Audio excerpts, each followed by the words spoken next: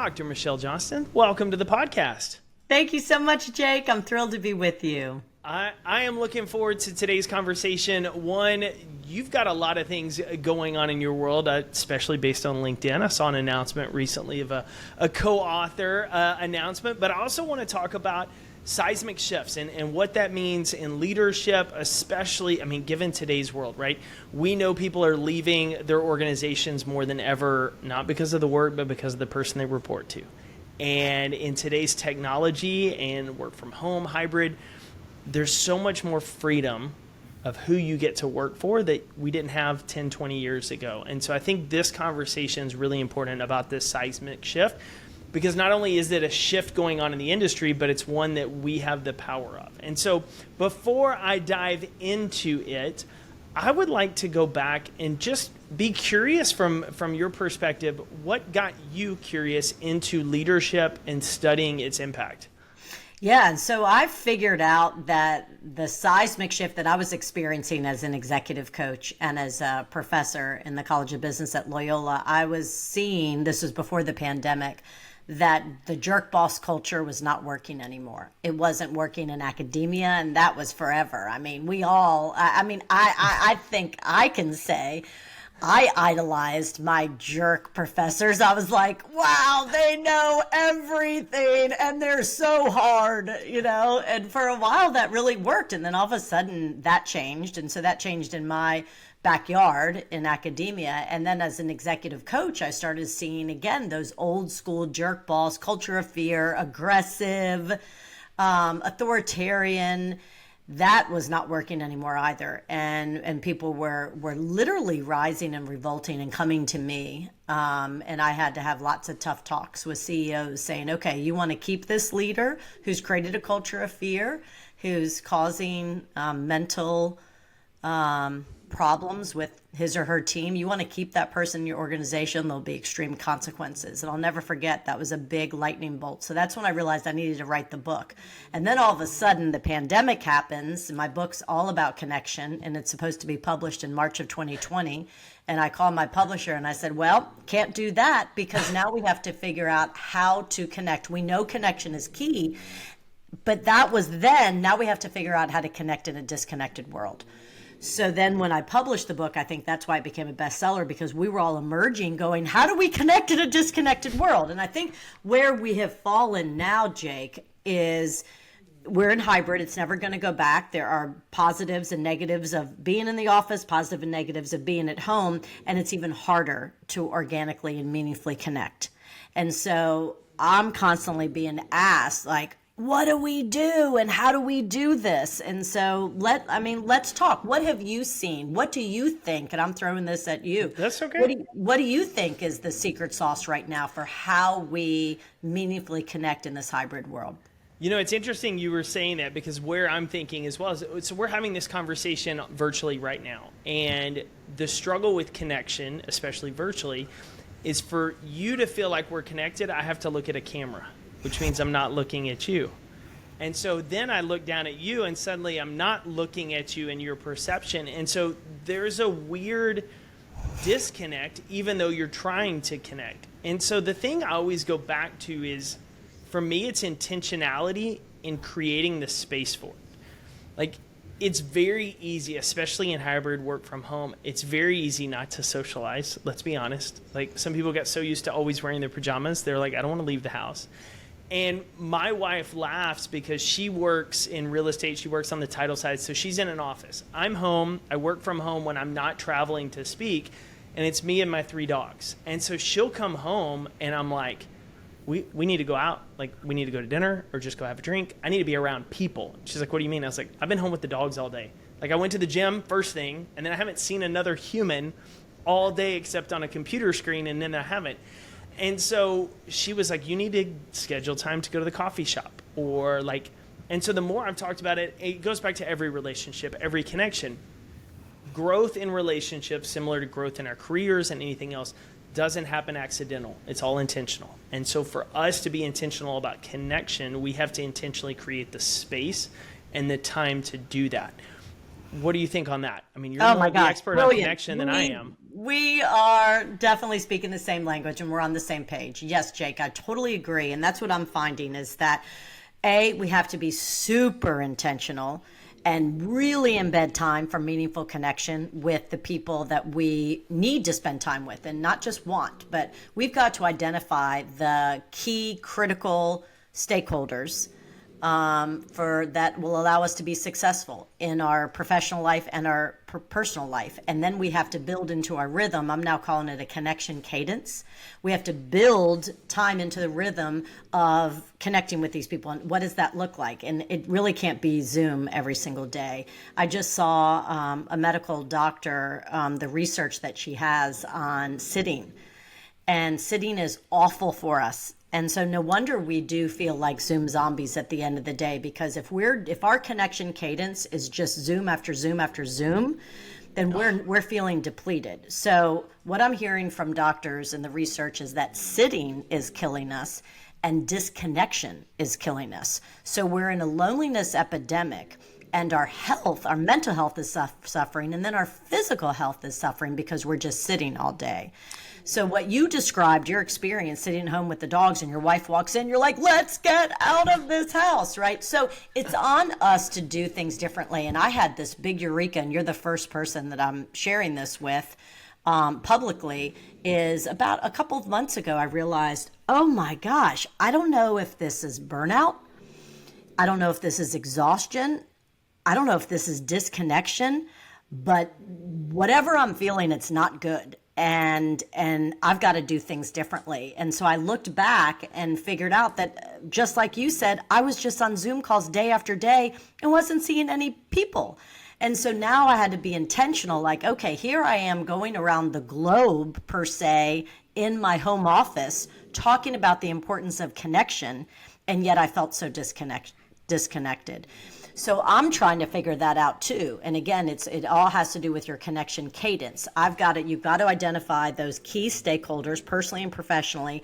And then what I'm also thinking, Jake, is it's got to be different. So we went the extreme of just Zoom after Zoom after Zoom, and now all the research is coming out, this is not good for us. And now I don't want to look at it as time management, as meeting management. I want to look at it as interaction management. How are we going to manage our interactions where you feel good, I feel good, and we're being intentional, but should it be a connection walk? Should we just put our earbuds in and get out and walk the dogs and have that conversation rather than being on Zoom all the time? I have a client who did something brilliant last Christmas. She said, she's the chief compliance officer of a big healthcare company. And so she has a ton of people under her. And she said, it occurred to me, I was sending out invites for my one-on-one meetings with my direct reports according to what I thought I needed at the times I needed. So I was just sending Zoom invites out for 45 minutes every other week. And then I realized, wait a second, what is the purpose of that interaction? And I realized, she said she realized it was all about her people. One-on-ones are supposed to be for the people to get what you need from your leader, whether it's an update or can you help me with this? So she sent out this email and she was very honest. She's like, I realized I've just been putting these meetings into your calendar without even asking you, how do you want to connect with me? And what is the best forum? What is the best cadence? What is the best frequency? And each person came back to her with a different request. There were some extreme extroverts who were like, I'm dying here in my house. Can we please meet for coffee every other week at the coffee shop? And some of them were like, I'm good. Can we just talk on the telephone once a month? But each person had a different request. And so I think that's where we are, is we've got to figure out how can we interact with the people that are important in our lives, again, both professionally and personally, and what does that look like, and not fall into the paradigm that it has to just be on Zoom. I'll give you another example. Another client that I coach, she's the head of information technology for a huge company. And she said, Michelle, I want my people to want to come back to work. And I want them to be hybrid and whatever that looks like. But once a month, we're creating connection weeks. She goes, I've got ping pong tables. I've got cornhole. I've got Miss Pac-Man. She's like, I've got the Instagram backdrop. She goes, once a week. I'm not telling them that they have to, or once a month. I'm not saying that they have to, but I'm saying we want you. And when I talked to her, it was connection week. And she's like, you have to come up here. It's so exciting. We are actually laughing. We're having fun. And we're working together. So I think that's where we are. We're at this inflection point, Jake, where we all as humans have to figure out how to do things differently. Well, and there's a few pieces to that. So the first, like the team interaction, somebody listening will, oh, that sounds like, yeah, they're having fun. But what they're doing is they're forging bonds, which allow them to better get to know each other, which better trust, which better collaboration. Like there's a huge amount of positive benefits that I know you talk about. The thing I was thinking about was, for me, like during the pandemic, I built a nice garage gym. Like my thought was like, I want to be able to work out, gyms are closed, whatever. And then with our schedules, because you travel and things like I do, some days I'm like, I got 25 minutes. Like I'm not driving anywhere. I got to go in the garage, get a workout just for my own mental sanity. But what I found is like, I need people. And so I have 2 gym memberships that I have 8 classes each a month just to go. And my wife's like, didn't you work out in the garage this morning? I was like, I need to be around somebody. I just need to be around and talk to people. And so I intentionally put myself where I'm paying the money every month, so I better go use it, to force myself in those arenas. In just the same sense, when I travel to speak, I try to find either somebody in our Compete Everyday community or a speaker I know who's in that area. Say, hey, I'm coming to town. I'm in Chicago this week. Are you around? Can you get lunch? How can I make some of this? Because otherwise I'm going to be in an airplane, in a hotel, not talking to anybody until I get on stage. So you got to have that piece. One of the things I'm curious about with your work, and we've talked about connection and where this future goes, but one of the things that I know is in your book and you talk about is this idea of connection with yourself.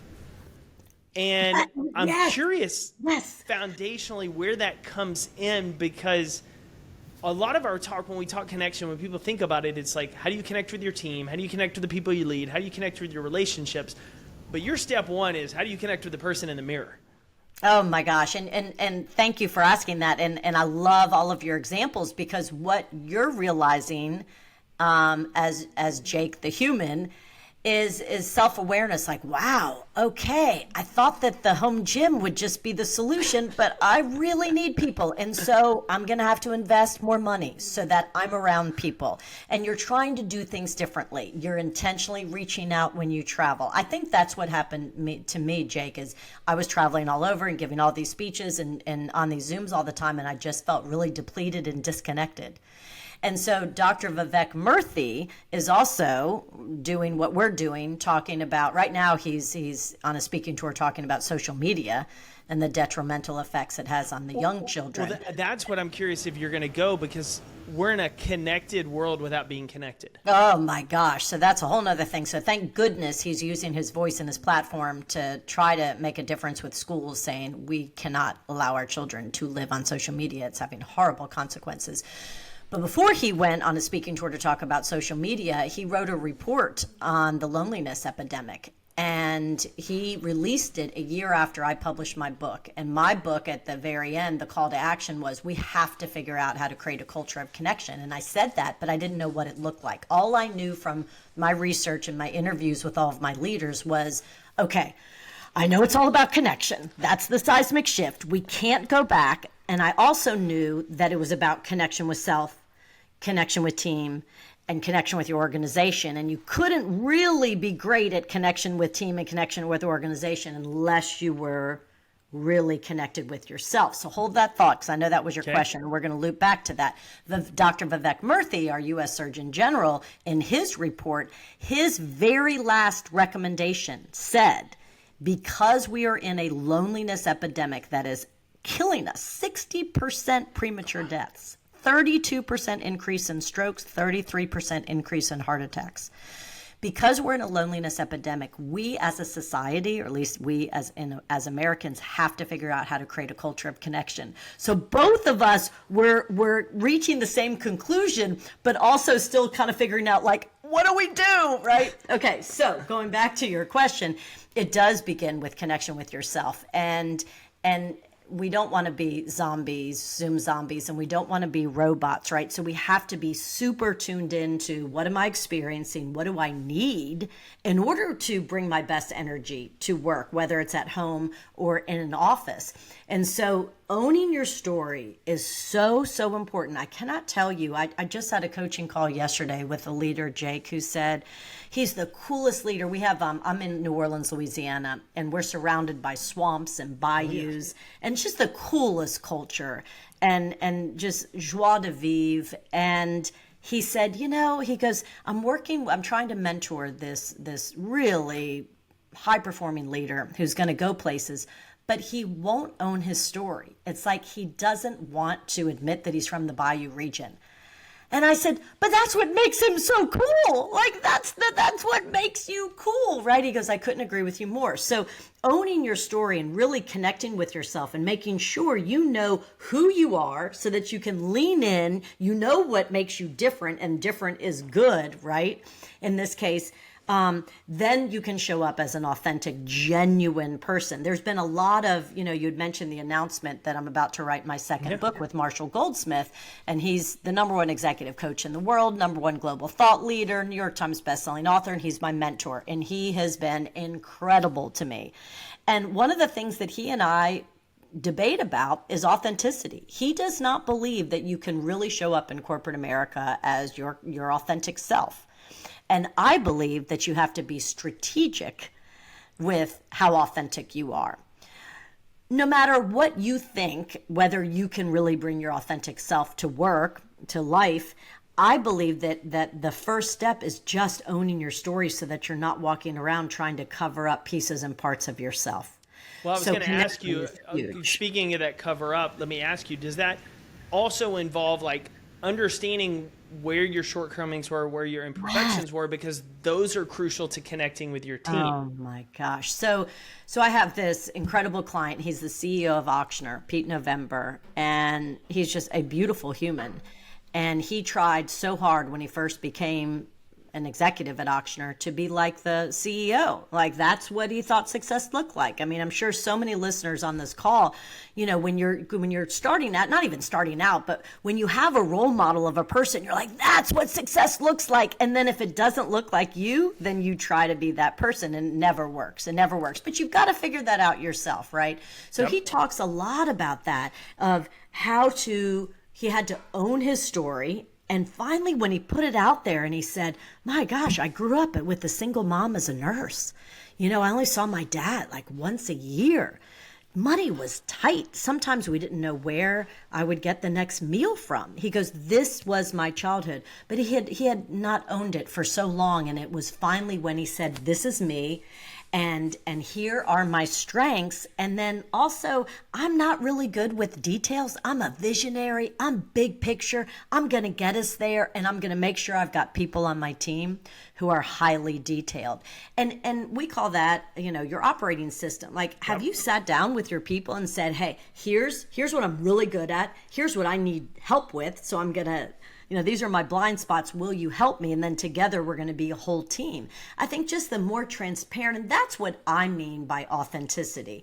I think just being honest about who you are, where you came from, what your story is, that to me is being authentic, because then as soon as you accept that about yourself, then you can lean in and be comfortable in your own skin. And then people pick up that you're genuine. So I'm never advocating that you go into the office or on wherever your office is, and you're like, hey, this is me. This is all of me, except me.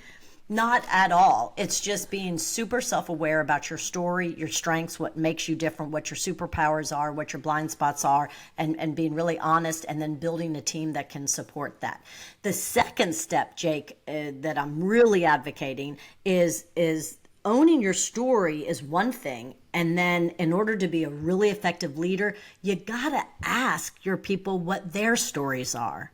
So give them space. And that's what I'm sure you do a lot of. I do a lot of facilitation of leadership meetings. And I think a lot of times it falls on us to create that space and say, okay, we're going to spend 30 minutes, of this one day workshop. We're going to own each other's stories. Like, do you know that about your colleagues that you've worked with for 10 years? Probably not, because we're going to go deep. And that's my biggest wake-up call, is what we've been doing with connection hasn't been deep enough. We've got to go deeper. I love that. I love that. And for anybody listening, the one of the biggest reasons I wanted to have this conversation with Dr. Johnston is because of that, right? My book, Lead Better Now, touches on the importance of connection. Is kind of that once you lead yourself, you have to connect with your people before you start holding them accountable and coaching them and sharing that vision. But her book does a really good job of diving deeper on that concept, to not only kind of owning your story, but then connecting with your team and connecting with the organization. Because as she talks about in it, there's a seismic shift in leadership, and the old way does not work. It may be, quote, working right now in your opinion, but will it for the next 5 to 10 years? Probably not, because as technologies advance, as our opportunities advance, people have more freedoms of where they want to work and who they want to work for. And we're seeing that shift, right? People are sacrificing more money to work places they like, to have more freedoms and opportunities to be with people that are going to invest in them and that truly care about their growth and success in the long term. And so that was one of the reasons I wanted to have it on, is because really I think all of our listeners really need to pick up a copy of your book so that they can continue to dive deeper, because I know they got maybe an itch a little bit scratched from mine, but yours takes it to a new level, which I'm really appreciative of. Talk to me a little bit, if you can tease, what you and Marshall are working on for the next one. Yeah, so the seismic shift in leadership, as you just brilliantly articulated, Jake, is all about connection and making sure you've owned your story, you've connected with yourself and your superpowers and your blind spots, so that then you can intentionally connect with your team and figure out. And then at the highest level, connection with the organization is figuring out your connection cadence so that you are meeting, interacting with the stakeholders that are crucial to your success. That is, and you're creating a positive culture in the meantime. But so much of a leader's effectiveness lies in their rhythm, their calendar, their connection cadence. Okay, so that was my first book. And so my second book is going to be broader. So I was in London with Marshall when I asked him to co-author this book with me, and we were there for the Top 50 Thinkers Award, the big gala in November. And so many, Amy Edmondson won the award for the second time. She's a Harvard Business School professor who coined the term, and you've already used it, Jake, psychological safety. That in order to really go fast, and my tagline is connection drives results, in order to really get the results you need and want in your organization, in your career, in your job, you've got to intentionally build in time for connection, right? So she coined the word psychological safety, and we heard lots and lots of presentations from the top thinkers in the world, and so much of it was on AI and technology. And my key takeaway from listening to all those presentations is, we as humans, the only way we're going to compete with AI is to showcase and show up as compassionate, empathetic humans that other people actually want to work with. So I feel like one of the seismic shifts is we got to go back in a way to the basic elements. So Marshall and I were brainstorming, and he said, for this next book, the seismic shift, let's make it the seismic shift in you, the 7 necessary shifts to shake up your job and your life, and just make it broader. Like and almost these shifts are just having to do with how do we show up as humans as the best versions of ourselves. Love it. I love it. I love it. And super excited for that idea.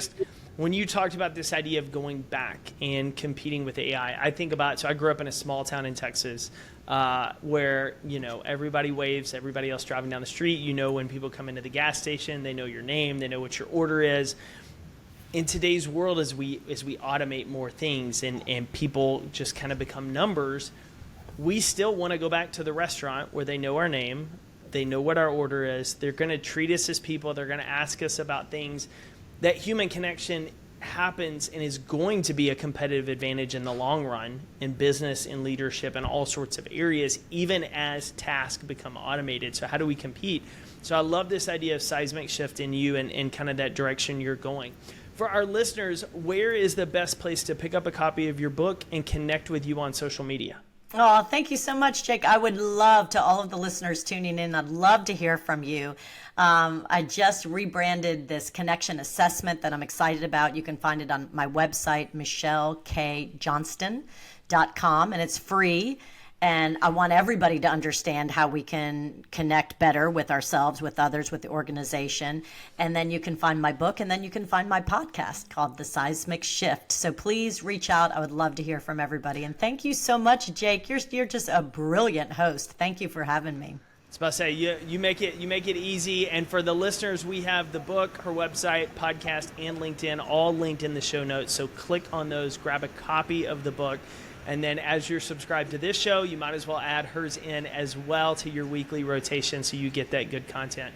Michelle, thank you so much for coming on the show this week.